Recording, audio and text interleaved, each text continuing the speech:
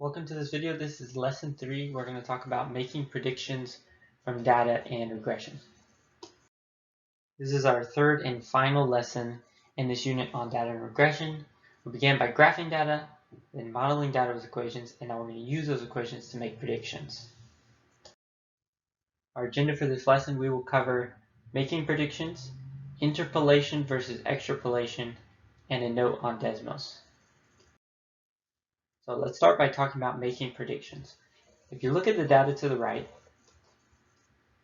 the equation of the line of best fit is given, y equals this big old equation. Suppose that we want to know what would be the y value of an x value of 5.5. Now notice that 5.5 would be somewhere in between 5 and 6, but it is not included in the original data set. So that's where the prediction part comes in. So to calculate or predict the value where x equals 5.5, all we need to do is just plug it into our equation. So we take 5.5 and we plug it in where the x was, evaluate, and we get a result. So our line of best fit is telling us that we predict a value for 5.5 to be about 5.2. And you can see that kind of goes with the pattern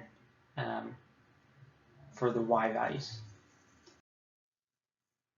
Now there's two words you need to know. The first is interpolation and the second extrapolation. Interpolation is when you predict within the data set. So know that our data goes from 2 to 8. So the previous example was an interpolation because we did 5.5, which is within the range of the data. Now if we estimated or predicted outside of the range, say like 9.5, that's called extrapolation because it is outside the range of our data. So an important note on Desmos. Desmos is a great program because it will quickly calculate and evaluate a function. So when you've got your approximation and you want to write the function, just replace y sub 1 with f of x, replace the similar or the squiggly line with an equal sign, keep the a and the b, and then, well, it may be different if you have a quadratic exponential, but keep the constants the same, and then just change x sub 1 to be just x. And now you're telling Desmos this is the equation.